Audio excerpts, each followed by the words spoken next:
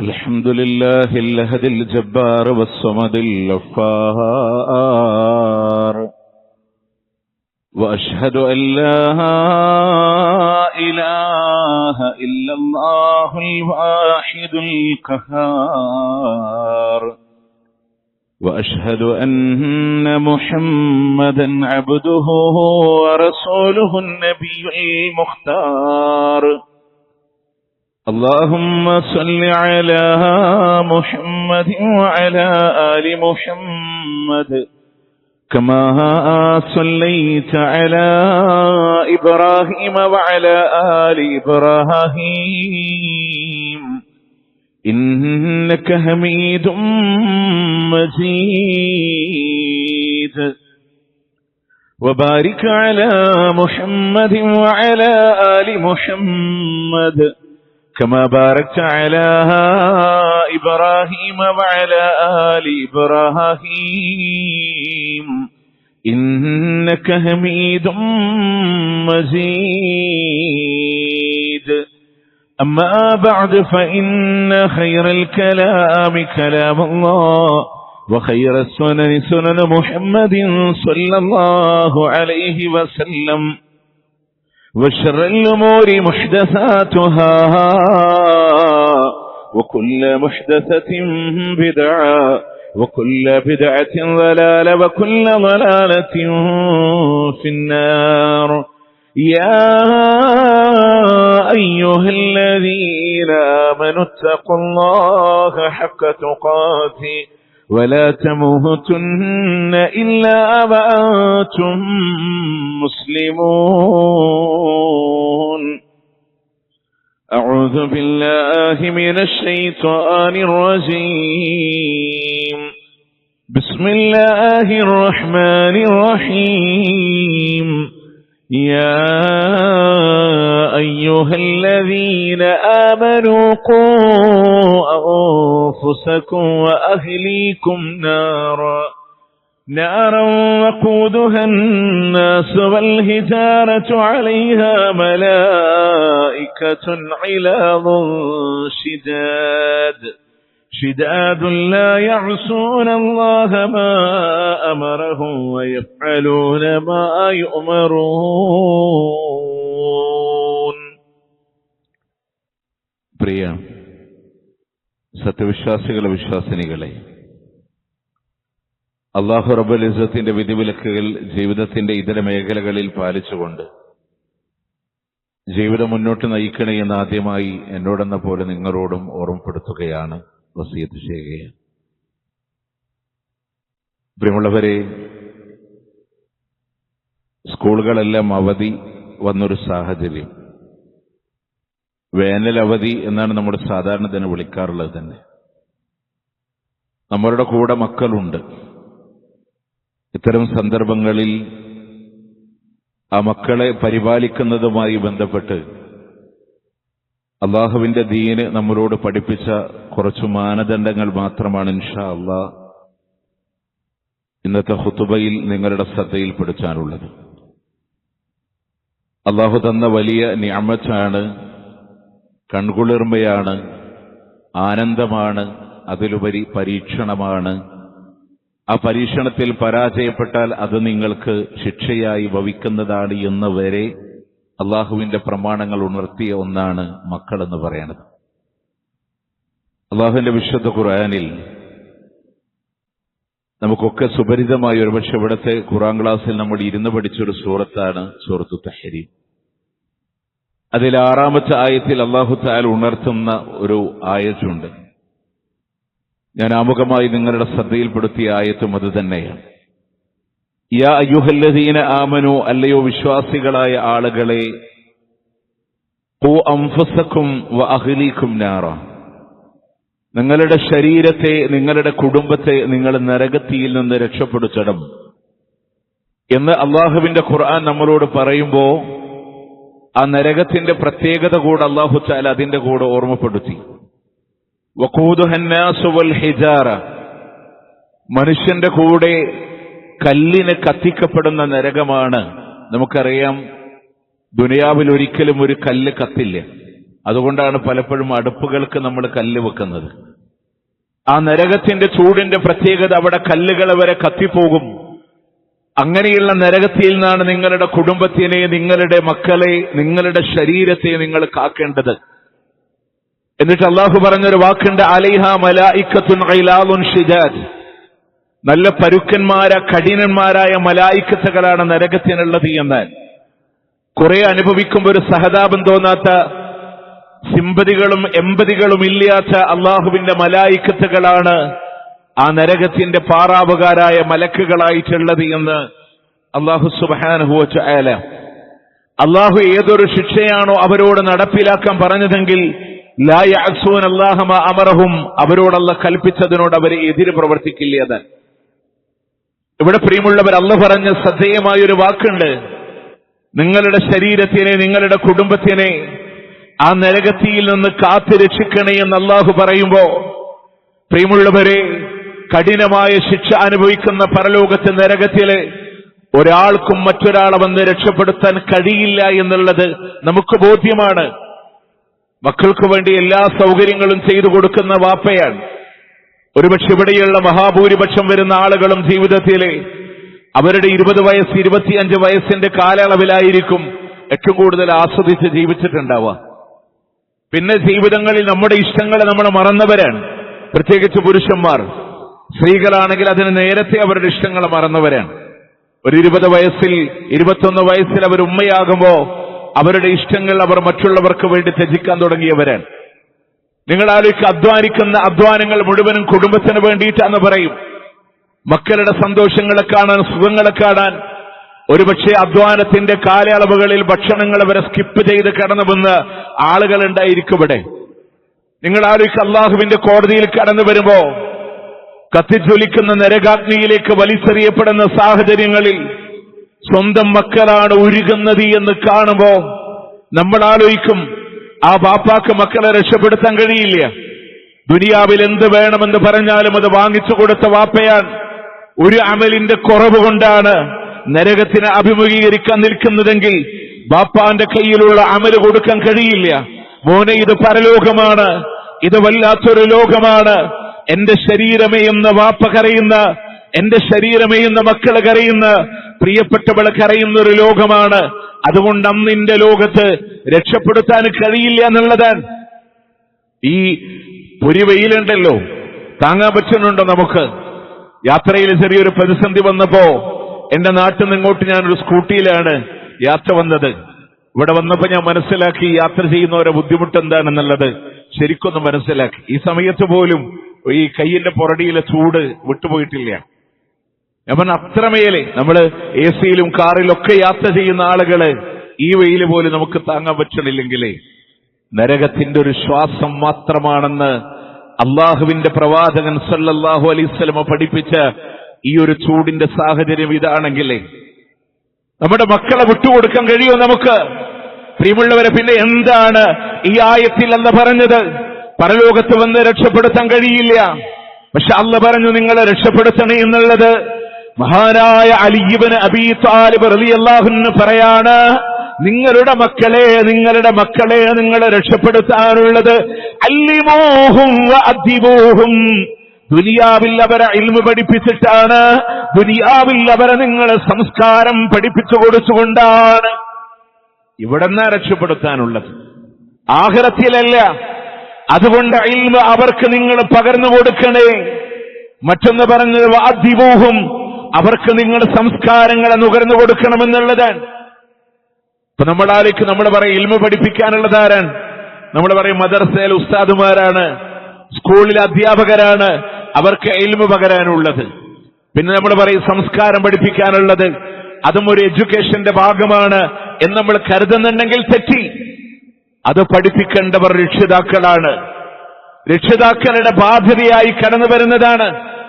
നമ്മൾ പലപ്പോഴും പല ന്യായീകരണങ്ങൾ പറയും. രാവിലെ മക്കള് ട്യൂഷന് പോയി, മദ്രസ പോയി, അത് കഴിഞ്ഞ് സ്കൂളിൽ പോയി, വൈകുന്നേരം വീണ്ടും ഒരു സ്പെഷ്യൽ ക്ലാസ്സിന് പോയി, അവരെത്തുമ്പോഴേക്കും അവരാകെ ക്ഷീണിതരാണ്. ഞങ്ങളുടെ കയ്യിലല്ലല്ലോ മക്കൾ കൂടുതൽ സമയമുള്ളത്, ഒരല്പസമയം കൂടുതൽ കിട്ടിയാൽ അത് തലവേദനയാണ് എന്ന് വരെ പറയുന്ന രക്ഷിതാക്കൾ നമ്മുടെ കൂട്ടത്തിലുണ്ട്. ഈ ഒരു അവധി സമയത്ത് ആ മക്കൾ നമ്മളുടെ കൂടെയുണ്ട്. അതുകൊണ്ട് പ്രിയമുള്ളവരെ, ഒരു സംസ്കാരത്തിലൂടെ കൊണ്ടുവരാൻ അള്ളാഹുവിന്റെ ദീന് പറയാൻ എങ്ങനെയാണ് കൊണ്ടുവരേണ്ടത് എന്ന് ഒന്നാമതായി പറയാണ്, മാതാപിതാക്കള് അവർക്ക് മാതൃകയായി മാറണമെന്നാണ്. മാതാപിതാക്കളുടെ ഒരു മാതൃകയായിട്ട് മാറാൻ കാരണം അദബ് പഠിക്കുന്നതിൽ. ഇന്നലെ ഇലക്ഷന്റെ ചൂട് കടന്നിട്ട് നമ്മൾ കടന്നു വന്നേ അല്ലേ? ഞങ്ങളൊക്കെ ഡ്യൂട്ടി കഴിഞ്ഞിട്ടാണ് ഇന്ന് രാവിലെ വന്നിട്ടല്ലേ? നിങ്ങൾ ആലോചിച്ചൊക്കെ, ഇത്രയും ആളുകളൊക്കെ ഇലക്ഷന്റെ ചൂടിൽ ഇങ്ങനെ പലരും പല ചിഹ്നങ്ങളിൽ വോട്ട് ചെയ്ത ആളുകളുണ്ടാവും. ചില ആൾക്കാർ പറയും ഞാൻ കൈപ്പത്തിക്കല്ലാതെ കുത്തൂല്ല, ചിലവർ ഞാൻ അരിവാളിനല്ലാണ്ട് കുത്തൂല്ല, ഞാൻ കോണിക്കല്ലാതെ കുത്തൂല്ല. അതിന് കാരണം പറയാൻ എന്താ അറിയോ? ഞാൻ വോട്ട് ചെയ്ത കാലം മുതലേ അതിനെ കുത്തിയിട്ടുള്ളൂ. എന്റെ ബാപ്പ കോൺഗ്രസ്സുകാരനാണ്, എന്റെ ബാപ്പ CPM-കാരനാണ് നമ്മൾ പറയും. കാരണം എന്താ അറിയോ? ഏത് ആശയങ്ങളും നയങ്ങളും സ്വീകരിക്കുന്നതിന് മുമ്പ് വാപ്പ ഏത് ട്രാക്കിലാണോ അതിനെയാണ് നമ്മൾ ചെറുപ്പത്തിൽ ഫോളോ ചെയ്യാൻ തുടങ്ങി. നമ്മുടെ മക്കളോട് നിങ്ങൾ ചോദിച്ചൊക്കെ ലോകത്തിലെ ഏറ്റവും വലിയ ഹീറോ ആരാന്ന്? അവര് പറയാം അവരെ വാപ്പയാണ്. കുറെ വലുതായി ലോകം കണ്ടപ്പോ അവര് വാപ്പാനെ മാറ്റിവെച്ചിട്ടുണ്ട്. അത് വേറെ വിഷയം, അതൊരു യാഥാർത്ഥ്യമാണ്. മക്കളുടെ സൈക്കോളജി അങ്ങനെയാണ്. അത് നിങ്ങളൊരു തമാശയായിട്ട് സ്വീകരിക്കണം. 5 വയസ്സുകാരനോട് ചോദിച്ചവൻ പറയും ലോകത്തിലെ ഹീറോ വാപ്പയാണ്. 10, 12, 13 വയസ്സായ പറയും വാപ്പാക്ക് അത്ര പോരാ. 15 വയസ്സ് കഴിഞ്ഞവൻ പറയും ലോകത്തിലെ ഏറ്റവും വലിയ മണ്ടൻ എന്റെ വാപ്പയാണ്. അത് ഇന്നത്തെ മക്കളുടെ ചിന്താഗതികൾ. സൈക്കോളജി പഠിക്കുന്ന ആളുകൾക്കറിയാം, അവരുടെ ബ്രെയിൻ അങ്ങനെ ചിന്തിക്കുള്ളൂ. പക്ഷെ നമ്മൾ മനസ്സിലാക്കേണ്ടത്, അന്ന് റോൾ മോഡലായി സ്വീകരിച്ച നമ്മൾ എന്നും അവർക്ക് റോൾ മോഡലായി ഉണ്ടാക്കി നോക്കേ. ഇതുപോലൊരു വെയിലിൽ ഒരു കഴുതപ്പുറത്ത് വാഹനത്തിന്റെ മേലെ കടന്നു വന്നിരുന്ന ഉമർ ബിൻ ഖത്താബ് റളിയല്ലാഹു അൻഹുവിന്റെ മകൻ അബ്ദുല്ലാഹി ബിൻ ഉമർ റളിയല്ലാഹു അൻഹുമ ഒരാളെ കണ്ടപ്പോ, ഒരു അറാബിയായ മനുഷ്യനെ കണ്ടപ്പോ, ആ ഒട്ടകത്തിന്റെ കുതിരയുടെ ഈ വാഹനമൃഗമാകുന്ന കഴുതമൃഗത്തിന്റെ മുകളിൽ നിന്നിറങ്ങി അദ്ദേഹത്തിന്റെ തട്ടം ആ അറാബിക്ക് കൊടുത്ത് ആ മനുഷ്യനെ ആ വാഹനമൃഗത്തിൽ കയറ്റിയിരുത്തുമ്പോ, ബാപ്പാന്റെ കൂട്ടുകാരനായിരുന്നു ആ മനുഷ്യനെന്നും ആ മനുഷ്യനോട് ആദരവ് കാണിക്കണമെന്ന് എന്റെ പിതാവിന്റെ ചര്യ അതായിരുന്നു എന്ന് പറഞ്ഞ് ഉമർ ഇബ്നു ഖത്താബ് റളിയല്ലാഹു അൻഹുവിന്റെ മകൻ. നമ്മൾ എന്താ മനസ്സിലാക്കണ്ടേ? എന്താണോ ഒരു ബാപ്പയിൽ നിന്നും ഉമ്മയിൽ നിന്ന് മക്കൾ പഠിക്കുന്നത്, അവിടെയാണ് മാതൃകയാവാൻ. നോക്കിയേ നിങ്ങള്. അതുകൊണ്ട് മഹാനായ ആൽ ശൈഖ് റഹിമഹുല്ലാ ഈ അടുത്ത കാലത്ത് മരണപ്പെട്ടു പോയ സൗദിയുടെ ഗ്രാൻഡ് മുഫ്തിയായ പണ്ഡിതനാണ്. അദ്ദേഹം പറയുന്നുണ്ട്, അല്ലിമു ഔലാദക്കും മസ്ജിദ് ഖബിൽ ഫിഅലി ബിൽ ഖൗലി വൽ ഫിഅൽ. വാക്കുകൊണ്ടും പ്രവൃത്തി കൊണ്ടുമാണ് മക്കളോട് നിങ്ങൾ സത്യസന്ധത പഠിപ്പിക്കേണ്ടത് എന്ന്. വാക്കുകൊണ്ട് മാത്രം പോരാ, നിങ്ങളുടെ പ്രവൃത്തി കൊണ്ടാണ്. ഫൈദാ ഹദ്ദസ്തുമൂഹും ഫലാ തക്ദിബു അലൈഹിം. അവരോട് സംസാരിക്കുമ്പോൾ നിങ്ങൾ കള്ളം പറയാൻ പാടില്ല. വൈദാ വഅതുമൂഹും വലാ തഖ്ലിഫു വഅദക്കും. അവരോട് എന്തെങ്കിലും ഒരു വാക്ക് നിങ്ങൾ പറയുമ്പോ ആ കരാറുകളെ നിങ്ങൾ ലംഘിക്കാൻ പാടില്ല എന്ന്. ഭൗതികമായിക്കോട്ടെ, നമ്മുടെ എന്തെങ്കിലും വാങ്ങിച്ചു തരാമെന്ന് വാക്ക് കൊടുക്കും. ആ വാക്ക് കഴിയില്ലെങ്കിൽ മക്കളോട് നിങ്ങൾ പ്രോമിസ് ചെയ്യാൻ പാടില്ല. അവധിയായാൽ ഒരു ദിവസം ബാപ്പ ഇന്ന സ്ഥലത്ത് കൊണ്ടുപോവാൻ നമ്മൾ വാക്ക് പറയും. മക്കളുടെ മനസ്സിൽ അത് രാജാവിനെ പോലെ അവർ സ്വീകരിക്കും. അതിന് നിങ്ങൾ ലംഘിക്കാൻ പാടില്ല. നിങ്ങളിതൊക്കെ വാക്കുകൊണ്ടും പ്രവൃത്തി കൊണ്ടും നിങ്ങൾ സത്യസന്ധതകൾ നിങ്ങൾ അവരോട് പാലിക്കണമെന്നുള്ളതാണ്. നമ്മൾ അവരോട് എന്താണോ മാതൃക. നമുക്ക് ഇവിടെയുള്ള മഹാഭൂരിപക്ഷം വരുന്ന പേരൻസിനുമുള്ള പരാതിയുടെ മക്കള് ഫോണിലാണെന്ന്. ഞാൻ ചോദിക്കട്ടെ, വാപ്പാടെ കയ്യിൽ നിന്ന് ഉമ്മാടെ കയ്യിൽ നിന്ന് ഫോണ് താഴെ ഇറങ്ങിയ നിമിഷമുണ്ടോ? നമ്മളാണ് അവർക്ക് മാതൃകയായി മാറുന്നത് എന്നുണ്ടെങ്കിൽ, മഹാനായ ഉത്ബത്ത് ബിൻ അബീ സുഫിയാൻ എന്ന് പറയുന്ന മഹാപണ്ഡിതൻ അദ്ദേഹത്തിന്റെ മകനെ ഒരു ഉസ്താദിന്റെ കയ്യിൽ ഏൽപ്പിച്ചു കൊടുക്കുമ്പോ ഉസ്താദിനോട് വാപ്പ കൊടുക്കുന്ന ഒരു ഉപദേശമുണ്ട്, ലിയകുൻ അവ്വല ഇസ്ലാഹുൽ ലിവലദിഹി ഇസ്ലാഹുൽ ലിനഫ്സിക്. നീ നമ്മളുടെ മക്കളോട് താങ്കള് നല്ല നന്മകൾ ഇങ്ങനെ പറഞ്ഞു കൊടുക്കുമ്പോ താങ്കളുടെ ജീവിതത്തിലും ആ നന്മകളെ താങ്കൾ സൂക്ഷിക്കണമെന്നുള്ളതാണ്. കാരണം ഉത്ബത്ത് ബിൻ അബീ സുഫിയാൻ എന്ന് പറയുന്നത് മഹാപണ്ഡിതനാണ്. അദ്ദേഹം തന്റെ മകനോട് ഇൽമു പറഞ്ഞു കൊടുക്കാൻ ഒരു ഉസ്താദിനെ ഏൽപ്പിക്കുമ്പോ, ഒരു ഉസ്താദ് എന്നുള്ള രീതിയിൽ ഉണ്ടാകേണ്ടത് താങ്കൾ പറയുന്നത് പോലെ ഇസ്ലാഹ് താങ്കളുടെ ശരീരത്തിനും ഉണ്ടാകണം. കാരണം എന്താണെന്നറിയോ? അവരുടെ കണ്ണുകൾ മുഴുവൻ താങ്കളിൽ ബന്ധിതമാണ്. എല്ലാ മക്കളും അവരുടെ ഉസ്താദിൽ കണ്ണുകൾ ഇങ്ങനെ ഉടക്കി നിൽക്കാൻ. കാരണം അദ്ദേഹം ഒരു കാര്യം നല്ലതായി കാണുന്നത് അത് നല്ലതാണെന്നാണ് മക്കൾ കരുതുക. ഒരു കാര്യം ഉസ്താദ് വേണ്ട എന്ന് വെക്കുമോ അത് മോശമാണെന്നാണ് മക്കൾ കരുതുക. അതുകൊണ്ട് പ്രിയമുള്ളവരെ, അതുപോലെ തന്നെയാണ് ഒരു രക്ഷിതാവും. നമ്മൾ എന്ത് ചെയ്യുന്നുവോ അത് നല്ലതാണ് എന്ന് മക്കൾ കരുതും. നമ്മൾ എന്ത് വേണ്ട എന്ന് പറയുന്നുവോ അത് മോശമാണ് എന്ന് മക്കൾ കരുതും. അതുകൊണ്ട് അവർക്കൊരു മാതൃകയായി മാതാപിതാക്കൾ മാറണമെന്നുള്ളതാണ്. നിസ്കരിച്ച് ശീലിക്കുന്ന മാതാപിതാക്കളെ കാണുമ്പോ നിങ്ങൾ ആലോചിച്ചിട്ടുണ്ടോ? 3 വയസ്സുള്ള ഒരുപക്ഷെ മാന്യമായി വസ്ത്രം ധരിക്കാൻ പോലും അറിയാത്ത കുഞ്ഞുമക്കള് നമ്മളുടെ കൂടെ കൈകെട്ടും. അവർ നമ്മൾ ദുആ ചെയ്യുന്ന പോലെ കൈകൾ ഉയർത്തും. അവർ നമ്മൾ ഖുർആൻ ഓതുന്നത് പോലെ ഇമിറ്റേറ്റ് ചെയ്യും. അവർക്കുള്ള മാതൃക മാതാപിതാക്കളാണ് എന്നുള്ളതാണ്. കുല്ലു മൗലൂദിൻ യൂലദു അലൽ ഫിത്ര, ശുദ്ധ പ്രകൃതിയിൽ അല്ലാഹു തന്ന മക്കളെ കേടുവരുത്തുന്നതാരെന്നറിയോ? മാതാപിതാക്കളാണ് എന്ന് അല്ലാഹുവിന്റെ പ്രവാചകൻ സല്ലല്ലാഹു അലൈഹി വസല്ലം. ഞാനിത് ഇങ്ങനെ പറയുമ്പോ ഒരു വിഷയങ്ങളുടെ മനസ്സിൽ ഇങ്ങനെ കയറി വരില്ല. അവധിയൊക്കെ അല്ലേ, ഉമ്മാന്റെ വീട്ടിൽ ഒരു വിരുന്ന് പോവും. സാധാരണ കുഞ്ഞുമക്കളെയും കൊണ്ടാ വിരുന്ന് പോവാ. അവിടുന്ന് മക്കൾ അവരുടെ ഉമ്മാന്റെ വീട്ടിൽ വിരുന്ന് പോയാൽ ഒരുപക്ഷെ മനുഷ്യന്മാരാണല്ലോ, കൂടെ ഇരുന്ന് സംസാരിക്കും. ഉമ്മാന്റെ വീട്ടിൽ നിന്ന് വേറൊരു യാത്ര ഉണ്ടാവും. അതൊരു പക്ഷെ വാപ്പാക്ക് ഇഷ്ടം ഉണ്ടാവില്ല. അതുകൊണ്ട് മക്കളോട് പറയും, പോയ വിവരൊന്നും ആരോട് പറയണ്ട, വാപ്പാനോട് പറയണ്ട. നിഷ്കളങ്കമായ ബാല്യമല്ലേ? ആ മക്കളുടെ മനസ്സിൽ നമ്മൾ വിചാരിക്കും താൽക്കാലികമായ ഒരു രക്ഷപ്പെടലാണെങ്കിൽ ആ കുട്ടികളുടെ മനസ്സിൽ നമ്മൾ കൊടുത്തൊരു ബോധ്യമുണ്ട്. രക്ഷപ്പെടാൻ വേണ്ടി നുണ പറയാം എന്ന് മക്കളെ പഠിപ്പിച്ചു കൊടുക്കുന്നത് നമ്മളാണ്. എല്ലാ യാത്രയും കഴിഞ്ഞ് ഒരുപക്ഷെ മദ്രസല്ലേ നമ്മളൊരു 2ാമത്തെ ഓപ്ഷൻ വെച്ചു. മക്കള് ലീവാണ്, കാരണം പറഞ്ഞത് എന്താ? വയറുവേദനയാണ്, പനിയാണ്. ആ മക്കൾക്കൊരു രോഗം ഉണ്ടാവില്ല, അവരൊരു യാത്രയിലായിരിക്കാം. ഒരുപക്ഷെ ആ കത്ത് ഉസ്താദിന്റെ കയ്യിൽ കൊടുത്ത് തിരിച്ചു നടക്കുന്ന മക്കളുടെ മനസ്സിൽ വരുന്ന ഒരു ചിന്തയുണ്ട്, അദ്ദേഹത്തൊന്നും അറിഞ്ഞിട്ടില്ല, രക്ഷപ്പെടാനുള്ള വഴി എന്താണ്? നുണ പറയലാൻ. ആരാ പഠിപ്പിച്ചു കൊടുത്തേ? മാതാപിതാക്കളാണ്. അതുകൊണ്ട് മാതൃകയാവണം. ഒരു മേഖലയിലും കളവ് പറയുന്നവരാവരുത്. 2ാമത്തെ വിഷയം ഉലമാക്കൾ പറയാണ്, കുടുംബത്തിനു വേണ്ടി സമയം കാണണമെന്നുള്ളതാണ്. സമയം കാണണം. നമ്മുടെ തിരക്കാണ്. മക്കൾ ഇന്ന് വീട്ടിലുള്ള സമയങ്ങളാണ്. എല്ലാ തിരക്കിനിടയിലും അവർക്ക് വേണ്ടി ഒരു സമയം കാണാൻ രക്ഷിതാക്കളെ, അള്ളാഹുവിന്റെ പ്രവാചകൻ സല്ലല്ലാഹു അലൈഹി വസല്ലം ഇതുപോലൊരു തിരക്കുള്ള ഒരാളുണ്ടോ? അനസ് റളിയല്ലാഹു അൻഹു പറയാൻ, എന്റെ അനുജന്റെ പേര് അബൂ ഉമൈർ എന്നാണ്. അള്ളാന്റെ പ്രവാചകൻ സല്ലല്ലാഹു അലൈഹി വസല്ലമ അബൂ ഉമൈറിനെ കളിപ്പിക്കാൻ വേണ്ടി റസൂലുള്ള വീട്ടിക്ക് വരുന്നൻ. അങ്ങനെ കുട്ടികളല്ലേ. ഒരു ദിവസം വന്നപ്പോ അബൂ ഉമൈർ സങ്കടത്തോടെ ഇരിക്കാണ്. മാ ഫഅലൻ നുഐർ, അബൂ ഉമൈറെ എന്താ സങ്കടം?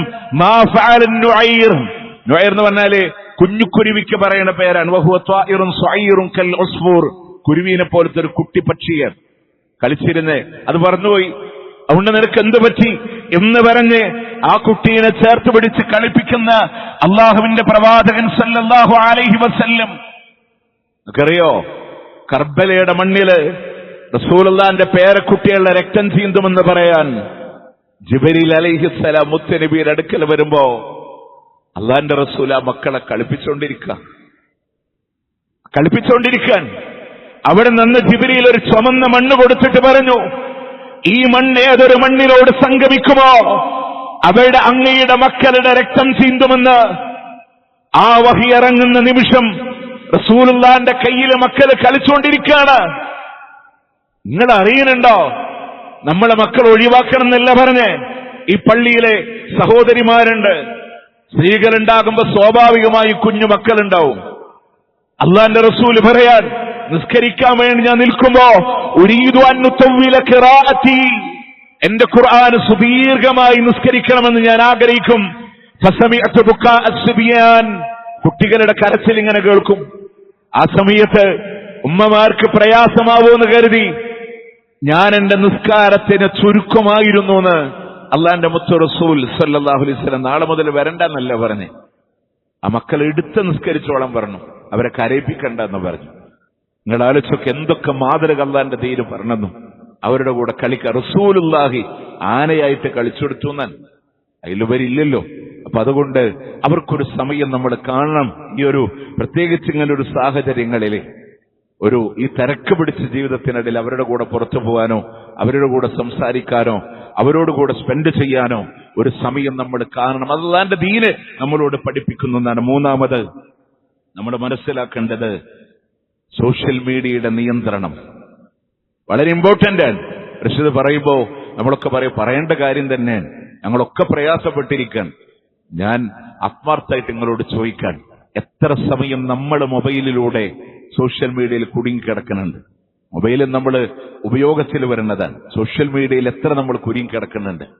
30 സെക്കൻഡും 58 സെക്കൻഡുമുള്ള റീൽസുകളിലാണ് നമ്മളുടെ സമയം മുഴുവനും. നമുക്ക് സംസാരിക്കാൻ മക്കളോട് നേരമില്ല. അവര് കൂടെ ശ്രദ്ധിക്കണം. നിങ്ങളാലോചിച്ചൊക്കെ നമ്മളുടെ ഉമ്മമാരെ മക്കൾക്ക് ഭക്ഷണം കൊടുത്തത് എങ്ങനെയാണ് അമ്പിളിമാമനെ കാണിച്ചു കൊടുത്തിട്ടെന്ന് പറയുമ്പോ ആകാശത്തിന്റെ മേലാപ്പിലേക്ക് നോക്കുമ്പോ നിങ്ങളത് കുട്ടി മുകളിലേക്ക് നോക്കിയാൽ ഓട്ടോമാറ്റിക്കലി വായ തുറക്കുമെന്ന സൈക്കോളജി ഉമ്മ പഠിച്ചിട്ടൊന്നല്ല, വല്യമ്മ പഠിച്ചിട്ടല്ല. പക്ഷെ അവരത് ചെയ്തു. മൂസാ നബിയുടെ, ഹംസ റളിയല്ലാഹുവിന്റെ, ഉമർ റളിയല്ലാഹുവിന്റെ, ഇബ്രാഹിം നബി ഇസ്മായിലിനെ അറുക്കം കൊണ്ടുപോയതിന്റെ കഥ കേട്ടത് ഉമ്മാടെ വായിന്നാണ്, മദ്രസന്നായിരുന്നില്ല. എന്ന രക്ഷിതാക്കളെ പറയാൻ പറ്റോ? നമ്മുടെ മക്കളെ ഭക്ഷണം കഴിക്കാൻ സ്ക്രീനിലൂടെ കാണിച്ചു കൊടുക്കുന്ന കാർട്ടൂണില്ലാതെ കഴിയണില്ല. നമ്മൾ അങ്ങനെ മാറിപ്പോയി. കോഴിക്കോട് നിന്ന് ചെങ്ങരംകുളത്തേക്ക് യാത്ര വരുമ്പോ അവിടെ നിന്നുള്ള അമ്പിളിമാമൻ വീടിന്റെ പടിവരെ ഉണ്ടായിരുന്നു. ഇന്ന് വാപ്പ ഡ്രൈവിംഗിൽ ഉമ്മൊരു ഫോണില് മക്കള് ശല്യം ചെയ്യാതിരിക്കാൻ അവരുടെ കയ്യിൽ വേറൊരു ഫോണ്. എന്നിട്ടിപ്പ് നമ്മൾ പറയാൻ ഇതൊന്ന് ഊരിക്കിട്ടണം നമ്മൾ ആഗ്രഹിക്കുന്നുണ്ടോ? പ്രിയമുള്ളവരെ, നിയന്ത്രിക്കണം, അവരോട് നിയന്ത്രിക്കണം. അതിനു വേണ്ട ഇടപെടലുകൾ നമ്മൾ നടത്തണം. അള്ളാന്റെ പ്രവാചകൻ സല്ലല്ലാഹു അലൈഹി വസല്ലം പറയാണ്, സലാസത്തുൻ ഖദ ഹറമല്ലാഹു അലൈഹിൽ ജന്നാ. 3 ഭാഗം ആളുകൾക്ക് അല്ലാഹു സ്വർഗമെന്നുള്ളത് ഹറാമാക്കിയിട്ടുണ്ട്. അല്ലാഹു ഹറാമാക്കിയിട്ടുണ്ടെന്നാണ്. അതിലൊന്ന് പറഞ്ഞത് മുദ്മിനുൽ ഖംറ, കള്ളു കുടിക്കുന്ന ആളാണ്. വൽ ആഖുലി വാരിദൈ, അവന്റെ മാതാപിതാക്കളെ പ്രയാസപ്പെടുത്തുന്നവരാണ്. മൂന്നാമത് പറഞ്ഞു ദയ്യൂസ്. ആരാ ദയ്യൂസ്? തിന്മക്ക് വേണ്ടി കളമൊരുക്കുന്നവരാണ്. അല്ലദീ യുഖിറുൽ ഖബസ ഫീ അഹ്ലി, ഹദീസിന്റെ ശറഹതാണ്.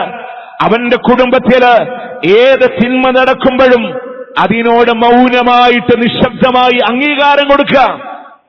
അത് വേണ്ടെന്ന് പറയില്ല, അത് കാണണ്ടെന്ന് പറയില്ല, ഇന്നത് ചെയ്യണ്ടെന്ന് പറയില്ല. ആളോ കുടുംബനാഥനാണ്, ഗൃഹനാഥനാണ്, നിയന്ത്രിക്കുന്ന ആളാണ്. എല്ലാ തിന്മകൾക്കും മൗനാനുവാദം. ഇടപെടേണ്ട സമയങ്ങളിൽ ഇടപെടാതെ ലൈസൻസ് കൊടുക്കുന്നവരെയാണ് ദയ്യൂസുകൾ എന്ന് പറയുന്നത്. സ്വർഗല്ല കൊടുക്കൂലെന്ന് നിസ്സാരമായ കാര്യമില്ല. അത് കാണണ്ടെന്ന് പറയാൻ ഇന്നത്തെ കാലത്ത് നമ്മൾ പറയാം, അങ്ങനെ കൺട്രോൾ ചെയ്യാൻ പറ്റുമോ? ഒരുപാട് നന്മകളുണ്ട്. ആ നന്മകളെ ടിക്ക് ചെയ്ത് കൊടുക്കണം, ശരികളെ കാണിച്ചു കൊടുക്കണം, അരുതായ്മ വേണ്ട എന്ന് പറയണം അവരോട്. നിങ്ങളാലോചിച്ചൊക്കെ വല്ലാത്ത ഒരു സാഹചര്യങ്ങളിലേക്കാണ്. കുട്ടികളെ പുറത്തേക്ക് ഇറങ്ങണില്ല, ഫോണിൽ തന്നെ ഇരിക്കുന്ന ഒരു സാഹചര്യങ്ങൾ ഉണ്ടാവാൻ. സോഷ്യൽ മീഡിയയിലാണ് 16 വയസ്സിന് താഴെയുള്ള കുട്ടികള് അതുപയോഗിക്കുമ്പോൾ അതിന്റെ അപകടങ്ങളും വലിയ പ്രയാസങ്ങൾ ഉണ്ടാക്കുന്നുണ്ട്. എന്തുകൊണ്ട് 16 എന്ന് പറഞ്ഞത്? അവരുടെ വളർച്ചയുടെ ഘട്ടങ്ങളിലാണ്. രണ്ടാമത്തെ വിഷയം, അവരുടെ തലച്ചോറിന്റെ ബുദ്ധിയെ, വിവേകത്തിനെ, കാര്യങ്ങൾ തിരിച്ചറിയാനുള്ള വിവേകത്തോടുകൂടെ കണ്ടറിയാനുള്ള അവരുടെ ബുദ്ധി വളരുന്ന കാലഘട്ടങ്ങളിലാണ് സോഷ്യൽ മീഡിയ കടന്നു വന്ന് അതിലേക്ക് തിന്മകൾ വിത്തുപാകുന്നത്. $20 കോടി അമേരിക്കയുടെ കോടതി ഒരു സോഷ്യൽ മീഡിയ പ്ലാറ്റ്ഫോമിന് ശിക്ഷ വിധിച്ചത്. രക്ഷിതാക്കൾ കൊടുത്തൊരു കേസാണ്. ഞങ്ങളുടെ മക്കളുടെ കുട്ടിക്കാലം നശിപ്പിച്ചു. $20 കോടി. നമ്മൾ മനസ്സിലാക്കേണ്ടത് എല്ലാ രാജ്യങ്ങളും തിരിച്ചറിഞ്ഞു. ഓസ്ട്രേലിയന്റെ പാർലമെന്റ് ബില്ല് പാസാക്കിയതെന്നറിയോ? ഇവരുടെ കുട്ടിക്കാലങ്ങളെ നശിപ്പിച്ചു കളയാൻ ഞങ്ങൾ അനുവദിക്കില്ല എന്ന് പറഞ്ഞിട്ടാണ് ആ ബില്ല് പോലും പാസാക്കുന്നത്. ശൈശവങ്ങളെ കുട്ടികൾക്ക് അറിയണില്ല, അവർക്ക് വളരാൻ കഴിയണില്ല. UK തീരുമാനമെടുത്തു, ഒരുപാട് രാജ്യങ്ങളെടുത്തു. നമ്മുടെ രാജ്യത്തിന് ആ നിയന്ത്രണങ്ങളെ കൊണ്ടുവരാൻ ഒരുപക്ഷെ കഴിഞ്ഞാൽ സാധിക്കുന്ന പലതുമുണ്ട്. ടിക്ടോക്കുകൾ അങ്ങനല്ലേ? ഒരു സുപ്രഭാതത്തിൽ നിർത്തലാക്കിയപ്പോ അതിന്റെ മാറ്റങ്ങൾ, പ്രയാസങ്ങളെ തടയാൻ സാധിച്ചിട്ടുണ്ടെങ്കിൽ നമ്മുടെ ആലോചിച്ചൊക്കെ നമുക്ക് മുതിർന്ന ആളുകൾക്ക് പലതും അറിയില്ല. നമ്മൾ പലരും കാരണക്കാരാണ്. 1.5 വയസ്സായ കുട്ടി 3 വയസ്സായ കുട്ടിക്കൊക്കെ ഫോൺ ഇങ്ങനെ കയ്യിൽ കൊടുത്തിട്ട് അവനിങ്ങനെ അതിന്റെ മായാലോകത്തേക്ക് ഇങ്ങനെ കടക്കുമ്പോ അഹങ്കാരം നടിക്കുക മനുഷ്യൻ. മറ്റുള്ളവരെ വിളിച്ചു പറയും എനിക്കൊന്നും അറിയില്ല, പക്ഷെ ഇവനുണ്ടല്ലോ അവനൊക്കെ അറിയും. അവിടെ വന്ന് എന്റെ മോന്റെ ബുദ്ധി കണ്ടോന്നാ പറയാ. മക്കൾക്ക് ബുദ്ധിയില്ല എന്നുള്ളതല്ല, ആ ബുദ്ധിയെ ശരിയായ വഴിയിലേക്ക് തിരിച്ചുവിടാൻ 6 മാസമായ കുട്ടിയുടെ കയ്യിൽ നമ്മൾ കത്തി കൊടുക്കില്ല. ഇല്ല, എന്താ അറിയാത്തതുകൊണ്ടാണോ? 18 വയസ്സാവാത്തവന് ഒരു ലൈസൻസ് കിട്ടണമെങ്കിൽ പോലും നിയന്ത്രണങ്ങൾ ഒരുപാടാണ്, പല ടെസ്റ്റുകളും നടക്കണം. അതുപോലെ അതിനേക്കാൾ അപകടം, വാഹനത്തെക്കാൾ അപകടമാണ് സോഷ്യൽ മീഡിയ. ആ മക്കളുടെ കയ്യിലാണ്, ബുദ്ധി അറിയാത്ത മക്കളുടെ കയ്യിൽ. അതുകൊണ്ട് അവരെന്ത് കാണുന്നു എന്ന് നമ്മൾ കൺട്രോൾ ചെയ്യണം. കൊടുക്കാതിരിക്കുക എന്നുള്ള സാധ്യല്ല. ഒരു നിശ്ചിത സമയം അതിൽ അവരെന്ത് കാണും നമ്മൾ സെറ്റ് ചെയ്ത് കൊടുക്കണം. ശരിയും തെറ്റും അവരോട് പറഞ്ഞു കൊടുക്കണം. മക്കൾക്ക് കാണാൻ കഴിയാത്ത നമ്മളുടെ മൊബൈലിൽ ഇല്ല നമ്മൾ ഉറപ്പുവരുത്തണം. നമ്മൾ സാധാരണഗതിയിലെ ഗിഫ്റ്റ് പ്രഖ്യാപിക്കുന്നതെന്നറിയാം, ഫോണാണ്. മുമ്പൊക്കെ പറഞ്ഞതിന് 10ാം ക്ലാസ് SLC പാസ്സായാലെന്ന്. SLC പാസ്സാവലൊന്നല്ല, അതിന് മുമ്പ് തന്നെ 6ാം ക്ലാസ്സുകാരനും 7ാം ക്ലാസ്സുകാരനും ഒക്കെ നമ്മളിത് വാങ്ങിക്കൊടുക്കാൻ. അവരുടെ ബുദ്ധിയെ നമ്മളായിട്ട് നശിപ്പിക്കുന്ന ഒരു സാഹചര്യങ്ങൾ ഉണ്ടാവാൻ പാടില്ല. അതുപോലെ തന്നെ മറ്റൊരു വിഷയം നമ്മൾ മനസ്സിലാക്കേണ്ടത്, ഈ അവധിക്കാലത്ത് കൃത്യമായ പദ്ധതികൾ വേണം, പ്ലാനുകൾ വേണം നമുക്ക്. അവർക്ക് നമ്മൾ ഏത് അവസ്ഥയിൽ അവരെ കൊണ്ടുപോകുന്നു, അവർക്ക് വായിക്കാനുള്ള പുസ്തകങ്ങളെ സെറ്റ് ചെയ്തു കൊടുക്കണം. നമ്മൾ ചെയ്തിട്ടുണ്ടോ? നമുക്ക് അത് കൃത്യമായ ക്രമീകരണങ്ങൾ വേണം. കളിക്കാനുള്ള സാഹചര്യങ്ങൾ ഉണ്ടാക്കി കൊടുക്കണം, കളിപ്പിക്കണം അവരെ. അതിനുള്ള സമയങ്ങളെ കാണണം. എറിയാനും ഒട്ടകത്തിൽ അതുപോലെ തന്നെ കുതിരയോട്ടം പഠിപ്പിക്കാനും അമ്പെയ്ത്ത് പഠിപ്പിക്കാനും പഠിപ്പിച്ചത്, നീന്തൽ പഠിക്കാൻ പറഞ്ഞത് അള്ളാഹുവിന്റെ പ്രവാചകനാണ്. അത്രയ്ക്ക് സുന്ദരമായൊരു മതം. അവരെ കളിപ്പിക്കുന്ന മേഖലകളിൽ അവരെ കളിപ്പിക്കാൻ, അതുപോലെ തന്നെ കുറച്ചു സമയം അവരെ പുറത്തു കൊണ്ടുപോകാൻ. കാരണം ഈ കുടുസായ ജീവിതങ്ങളിൽ നിന്നൊക്കെ, അതുപോലെ തന്നെ വെക്കേഷൻ നമ്മളൊന്ന് ക്രമീകരിക്കുക. ഏത് പുസ്തകം വായിക്കണം, കളിക്കേണ്ട സമയങ്ങളെ പുറത്തു കൊണ്ടുപോകാൻ, അതുപോലെ തന്നെ അവർക്കുള്ള ക്ലാസുകളെ, വെക്കേഷൻ ക്യാമ്പുകളെ, അത് നമ്മൾ ഏതെങ്കിലും ക്യാമ്പുകളും ക്ലാസുകളും കോഴ്സുകളും അവർക്ക് സെറ്റ് ചെയ്തു കൊടുത്ത് അവരെ ക്രമീകരിക്കാൻ നമ്മൾ തയ്യാറാവണം. അതുപോലെ തന്നെ നല്ല ഉപദേശങ്ങളും നല്ല സാഹചര്യങ്ങളും ഉണ്ടാക്കുക. നല്ല ഉപദേശങ്ങൾ കൊടുക്കാൻ കഴിയുന്നുണ്ടോ? നമുക്ക് നല്ലത് പറഞ്ഞു കൊടുക്കാൻ നമ്മളെ കൊണ്ട് കഴിഞ്ഞിട്ടുണ്ടോ? ഉപദേശങ്ങൾ മക്കൾ സ്വീകരിക്കില്ല. അഡോളസന്റ് സ്റ്റേജിന്റെ പ്രത്യേകത അതാണ്. ഉപദേശിക്കുന്നവർ ശത്രുവായിരിക്കും. എന്ത് വേണമെന്നറിയോ? അവിടെയാണ് നല്ല സാഹചര്യം. നല്ല സാഹചര്യങ്ങളിൽ സാന്ദർഭികമായ ഉപദേശങ്ങൾ കൊടുക്കാൻ ചെറുതു മുതലേ 3 വയസ്സുള്ള മക്കളോടും 4 വയസ്സുള്ള മക്കളോടും അന്ന് മുതൽ തുടങ്ങണം. ലുഖ്മാൻ അലൈഹിസ്സലാം പറഞ്ഞില്ലേ, യാ ബനിയ ലാ തുശ്രിക് ബില്ലാഹ്, അല്ലാഹുവിനെ പറ്റി പരിചയപ്പെടുത്തി കൊടുക്കാൻ. പൊന്നുമോനെ, അല്ലാഹുവിൽ പങ്കു ചേർത്ത് പോകല്ലേ. മോന് ശിർക്ക് ചെയ്തിട്ടല്ലേ, അതിനു മുമ്പേ അള്ളാഹിനെ പരിചയപ്പെടുത്തി കൊടുത്തു. രണ്ടാമത് മുആഖബത്തുല്ലാഹ്, അള്ളാഹുമായിട്ടുള്ള ബന്ധങ്ങൾ ഉപദേശം കൊടുക്കാൻ. അള്ളാഹ് കാണും, അള്ളാഹ് നിരീക്ഷിക്കും. യാ ബനിയ ഇന്നഹാ ഇൻ തകു മിസ്കാല ഹബ്ബത്തിൻ മിൻ ഖർദൽ, മോനെ നീ ചെയ്യുന്ന ഒരു കടുകുമണി തൂക്കമുണ്ടല്ലോ, അതൊരു പാറക്കെട്ടിനുള്ളിലാണ്. ആകാശഭൂമിക്കുള്ളിൽ എവിടെയാണെങ്കിലും അള്ള കൊണ്ടുവരൂട്ടോ, അള്ള കാണൂട്ടോ, അള്ള അറിയുന്നുണ്ട്.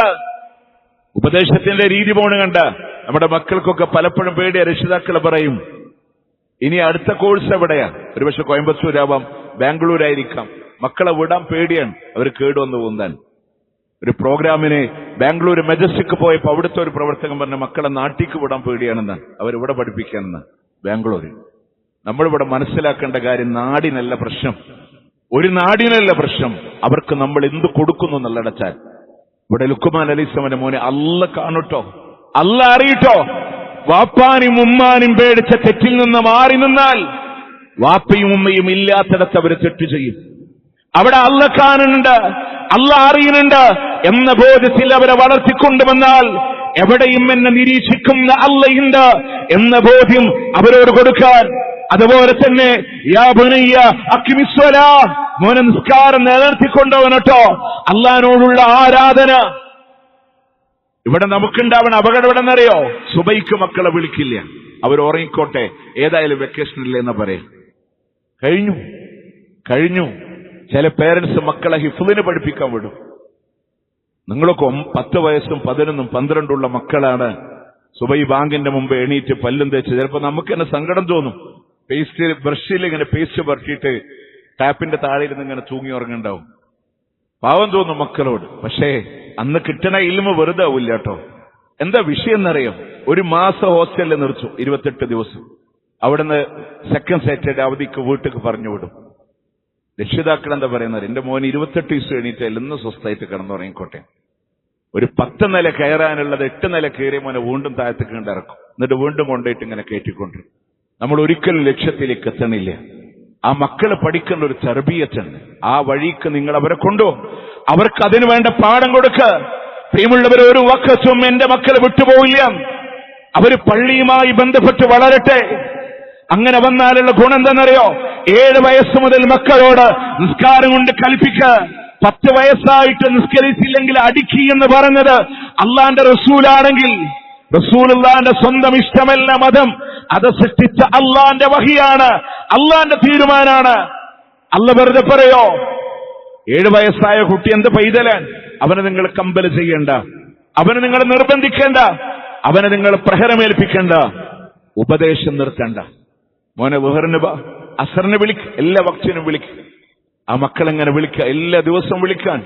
നിങ്ങൾ ആലോചിച്ചൊക്കെ, അവൻ ചിലപ്പോ അവന്റെ കുട്ടിക്കാലത്തെ വീർദിക്കൂടെ പോയി ആയിക്കൂടെ വരും. എന്നിട്ട് പറയും നിസ്കരിച്ചു എന്നൊക്കെ പറയും. കണ്ടതിരുത്തിയാ മതി. അവരോട് പക്ഷെ പറച്ചിൽ നിർത്താൻ പാടില്ല.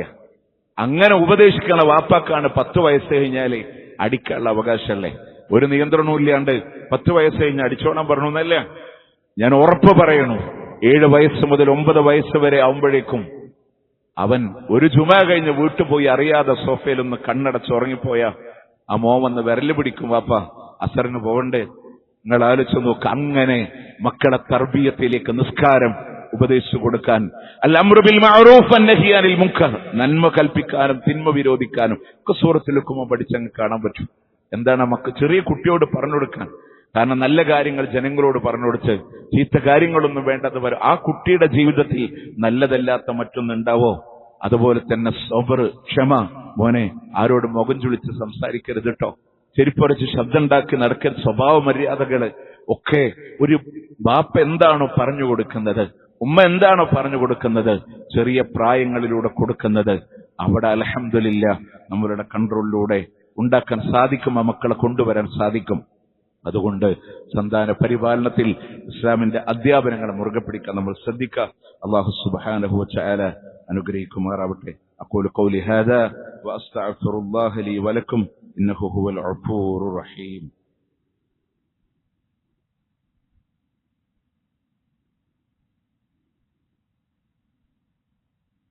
അൽഹംദുലില്ലാഹി റബ്ബിൽ ആലമീൻ والعاقبة للمتقين ولا عدوان إلا على الظالمين. أصلي وأسلم على رسوله النبي الكريم وعلى آله وصحبه أجمعين. أما بعد اتقوا الله يا عباد الله. അല്ലാഹുവിനെ സൂക്ഷിച്ചുകൊണ്ട് ജീവിക്കണമേ എന്ന് ഒരിക്കൽ കൂടി ഉണർത്തിക്കുകയാണ്, വസിയത്ത് ചെയ്യുകയാണ്. പ്രിയമുള്ളവരെ, നമ്മൾ പറഞ്ഞു വന്ന വിഷയം നമ്മുടെ മക്കളെ പരലോകത്ത് നമുക്ക് കിട്ടാൻ ഒരുപക്ഷെ സന്താന പരിപാലനം ഒരു 3 ഖുതുബയോളം ഇതേ മിമ്പറിൽ നമ്മൾ നടത്തിയതാണ്. അതിന്റെ ലക്ഷ്യങ്ങളും ഏതു രൂപത്തിലാകണമെന്നൊക്കെ നമ്മൾ പറഞ്ഞതാണ്. നമ്മുടെ മക്കളിൽ ഇന്ന് നമ്മൾ ശ്രദ്ധിക്കേണ്ടത് അവരാരോടാണ് കൂട്ടുകൂടുന്നത് എന്ന് നമ്മൾ അറിയണം. മക്കളുടെ കൂട്ടുകാരാരാണെന്ന് നമ്മൾ അറിയണം. ഞാൻ പലപ്പോഴും നിങ്ങളോട് ചെറിയൊരു ടിപ്പ് പറഞ്ഞുതരാം. ഇന്നത്തെ പഴയ തലമുറക്ക് ഏറ്റവും കൂടുതൽ അടുപ്പം ഉമ്മാനോടാണ്, പേടി വാപ്പാനായിരുന്നു. അതുകൊണ്ട് എന്തെങ്കിലുമൊക്കെ വാങ്ങണമെങ്കിൽ ഉമ്മ വഴിയാണ് വാപ്പയൊക്കെ എത്തുള്ളൂ. അവനൊരു ബുക്ക് വേണമായിരുന്നു, ബാഗ് വേണമായിരുന്നു എന്ന് ഉമ്മ പറയണം വാപ്പാനോട്. ഇന്ന് കുട്ടികൾ വാപ്പ വഴിയാണ് ഉമ്മയിലേക്ക് പോവുക. കാരണം വാപ്പാനോടാണ് അടുപ്പം കൂടുതൽ, ഉമ്മാനോട് പലപ്പോഴും കുട്ടികൾ അകൽച്ചയാണ്.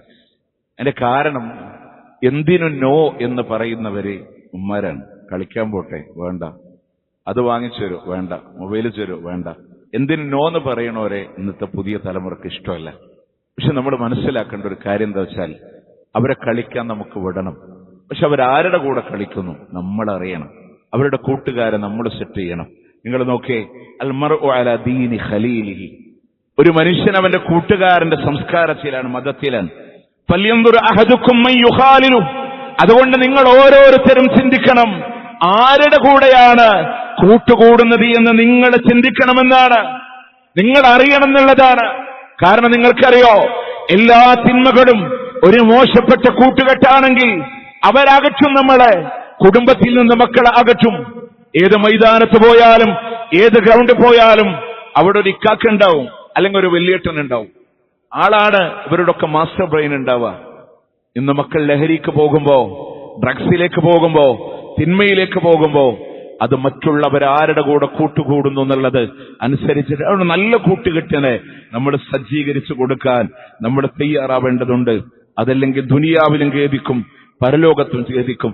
നമ്മൾ വിചാരിക്കുന്ന ഒരു ലോകമല്ലെന്ന്, നമ്മൾ പറയുന്നത് നാട് എന്തെങ്ങനെയെന്നൊക്കെ നമ്മൾ പലപ്പോഴും ചിന്തിക്കലുണ്ട്. ഒരു കാര്യം നിങ്ങൾ ആലോചിച്ചാൽ മതി, ഇന്നെന്തിനു നമ്മൾ തിന്മയായി കണ്ടിരുന്നവർ ഇന്നവർ അവകാശമായിട്ട് കാണുന്നത്. നിങ്ങൾക്കറിയോ, ഓരോ ദിവസങ്ങള് മാസ്റ്റർ പേഷ്യന്റ് എന്ന് പറഞ്ഞിട്ട് സ്വയംഭോഗത്തിന് ഒരു ദിവസം, അതൊരു അവകാശമാണെന്നാ പറയണേ. അവിഹിത ബന്ധങ്ങള്, അത് ഇവിടെ ഇരിക്കുന്ന നമ്മളോട് അവിഹിത ബന്ധം നിങ്ങളുടെ അഭിപ്രായം എന്താണെന്ന് ചോദിച്ചാൽ നമ്മൾ പറയും തെറ്റാണെന്ന് പറയാം. മനുഷ്യന്മാര് സ്വകാര്യതയിൽ തിന്മ ചെയ്താലും പുറത്തവൻ പറയുന്ന ഒരു വാക്ക് തെറ്റാണെന്ന്. ഇന്നത്തെ പുതിയ തലമുറകളിലേക്ക് നിങ്ങൾ തിരിച്ചാൽ അവർ പറയും അവർക്ക് ഓരോരുത്തരുടെ ബോഡി ചോയ്സ് അല്ലേ ആവാലോ, ഓരോരുത്തരുടെ വ്യക്തി ഇൻഡിപെൻഡന്റ് ആണ് എന്നൊക്കെ സാധാരണ പറയുന്ന ഒരു ചിന്താഗതിയുള്ള ഒരു തലമുറയാണ് കടന്നു വന്നുകൊണ്ടിരിക്കുന്നത് എന്നുള്ളതാണ്. അതുപോലെ തന്നെ ഈ പോണോഗ്രാഫിക്ക് ഒരു ദിവസം, ഇതൊക്കെ സമൂഹത്തിലെ വല്ലാതെ വ്യാപിച്ചുകൊണ്ടിരിക്കുന്ന, ഇതിന്റെ ഇടയ്ക്ക് നമ്മുടെ മക്കളെ ആ രൂപത്തിലുള്ള ചിന്താഗതികളുള്ള ആൾ, അവർക്ക് മതം വേണ്ട. നിങ്ങൾ വിചാരിക്കുന്നുണ്ട് ഒരു സുപ്രഭാതത്തിൽ പൊട്ടിമുളച്ച സന്ദർഭങ്ങളാണ്. സൗദി അറേബ്യയിലുള്ള 2 മക്കൾ കേരളത്തിൽ വരുന്നു, ആ 2 പെൺകുട്ടികൾ തമ്മിൽ വിവാഹം കഴിക്കുന്നു എന്ന ചിന്താഗതികൾ കടന്നു വന്നപ്പോ അതിശയോക്തിയോടുകൂടെ മൂക്കത്ത് വിരല് വെച്ച ആളുകളാണ് നമ്മളെങ്കിൽ നമ്മൾ ആലോചിക്കേണ്ട, ഇതിന്റെ ഗെയിം കുട്ടികൾക്ക് കൊടുക്കുന്ന മഴവിൽ വർണ്ണങ്ങളുള്ള ടോയ്സ് മുതൽ തുടങ്ങിയിട്ടുണ്ട്. സൗദിയുടെ പണ്ഡിത സഭ കിബാറുൽ ഉലമ അത്തരം ടോയ്സുകളെ വിലക്കിയതിന്റെ പിന്നിൽ പോലും കാരണങ്ങൾ ഉണ്ടായിരുന്നു. വെറുതെ ആ നാട്ടിൽ അത് വിലക്കിയതായിരുന്നില്ല. അതിലൂടെ കടന്നു വന്ന് ഇന്ന് നമ്മുടെ മക്കള് ഈ വിവാഹം വേണ്ട എന്ന് പറഞ്ഞ് മാറി നിൽക്കുന്ന ഒരു സാഹചര്യങ്ങളിലേക്ക് നിങ്ങൾ നോക്കേ. എന്നിട്ട് നമ്മൾ പറയുന്നത് ദീനിലൊന്നും നിലപാടില്ലാത്തോണ്ടല്ലേ ഈ പാവപ്പെട്ടവരെന്താ ചെയ്യുക, അവരുടെ ഹോർമോൺ അങ്ങനെ ആയില്ലേ, അവർ ട്രാൻസ്ജെൻഡർ ആയില്ലേ. നമ്മൾ അള്ളാനെ കുറ്റം പറയാൻ, അള്ളാന്റെ ദീനിൽ ആണും പെണ്ണുള്ളൂ. നമ്മൾ വിചാരിക്കുന്നുണ്ടോ ട്രാൻസ്ജെൻഡറിന് അള്ളാന്റെ മതത്തിൽ നിയമമില്ലാന്ന്? ഇല്ല, വിചാരിക്കുന്നുണ്ടോ? വിശുദ്ധ ഖുർആനിൽ അങ്ങനെ ആയത്തുണ്ടോ എന്നൊക്കെ ചോദിക്കാൻ ആളുകളുണ്ട്. അള്ളാന്റെ ദീനിന് കൃത്യമായ നിലപാടുണ്ട്. ഇസ്ലാമിൽ 2 ഉള്ളൂ, ആണും പെണ്ണും, അതിനപ്പുറം ഒന്നില്ല. അവർക്ക് ഹോർമോണിന്റെ വ്യതിയാനമുണ്ട്, ചികിത്സിക്കാനുണ്ട്. അവരെ ആണിലല്ലെങ്കിൽ പെണ്ണിൽ പെടുത്തണമെന്ന് പറയുന്നുണ്ട്. അവരുടെ ബർത്ത് മുതൽ നിയന്ത്രിക്കേണ്ട കാര്യങ്ങൾ പറയുന്നുണ്ട്. അവരുടെ പ്രായപൂർത്തിയാകുന്ന സമയങ്ങളിൽ അവർക്കുള്ള നിയന്ത്രണങ്ങൾ പറയുന്നുണ്ട്. ഏതർത്ഥത്തിൽ ഒരു ട്രാൻസ്ജെൻഡറിന് ആണെന്ന് പെണ്ണെന്ന് വേർതിരിക്കുന്ന ഇസ്ലാമിന്റെ ഫിഖിന്റെ ഹുക്കുമുകളുണ്ട്. അവർക്ക് അല്ലാഹുവിന്റെ ഖുർആനിന്റെ ആയത്തുകളുടെ മാർഗദർശനങ്ങളുണ്ട്. നമ്മൾ പറയുന്നൊന്നുമില്ല. എന്നിട്ട് അല്ലാഹുവിനെ കുറ്റം പറയുന്ന ഒരു സമൂഹത്തെ, അതുകൊണ്ട് അവരുടെ കെണികളിലേക്ക് മക്കളെ വിട്ടുകൊടുക്കുമ്പോ സൂക്ഷിക്കണം ആരുടെ കൂടെയാണ് കൂട്ടുകൂടുന്നത് എന്ന്. അള്ളാഹുവിന്റെ പ്രവാചകനെ കൈയൊഴിഞ്ഞ് ഉഖബത്ത് ഇബ്നു അബീ മുഈത്ത് എന്ന് പറയുന്ന മനുഷ്യൻ, ഉബയ്യ് ഇബ്നു ഖലഫ് എന്ന് പറയുന്ന ജൂതനായ മനുഷ്യന്റെ വാക്ക് കേട്ട് ഇസ്ലാമിലേക്ക് കടന്നു വന്ന് തിരിച്ചുപോയി. എന്നിട്ട് അള്ളാന്റെ ഹബീബിന്റെ ശത്രുവായി മാറി. റസൂലുള്ളാഹിന്റെ സൽക്കാരത്തിന് ഉബയ്യ് പറഞ്ഞതുപോലെ റസൂലുള്ളാഹിന്റെ സൽക്കാരത്തിന് ക്ഷണിച്ച് എന്റെ അനുയായിയാണല്ലോ വിളിച്ചത് എന്ന സന്തോഷത്തിൽ കടന്നു വന്ന റസൂലുള്ളാഹിനെ അവിടെയുള്ള ആളുകളുടെ മുന്നിൽ വെച്ച് നെഞ്ചത്ത് ചവിട്ടി താഴെയിട്ട് പ്രവാചകന്റെ മുമ്പിലേക്ക്, മുഖത്തിലേക്ക് കാർക്കിച്ചു തുപ്പി.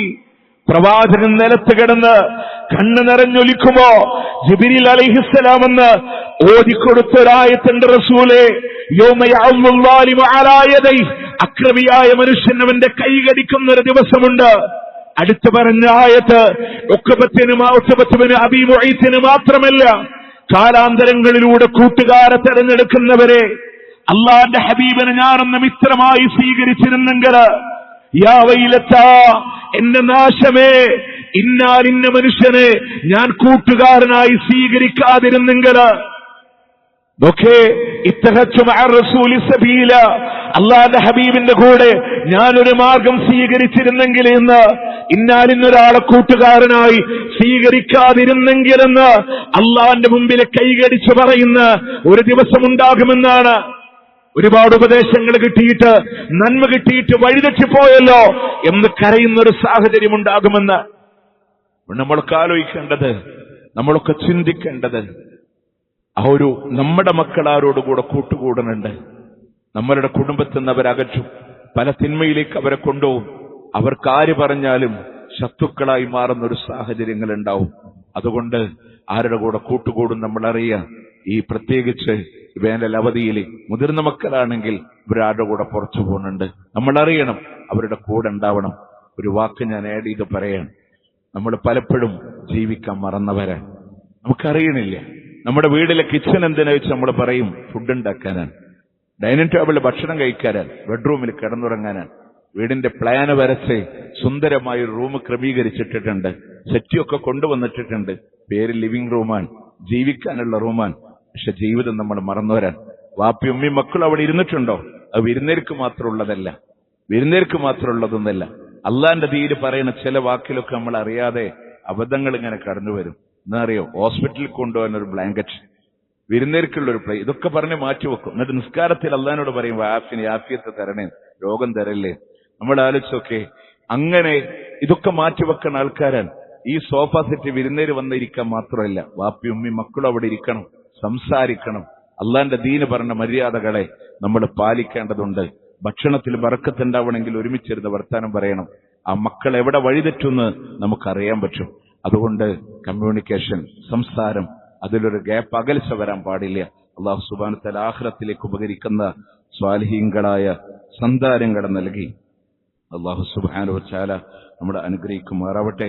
പ്രിയമുള്ളവരെ, നമ്മളുടെ ഒരു സഹോദരന്റെ മകള് ഗൾഫിലെ ഹോസ്പിറ്റലിലാണ്.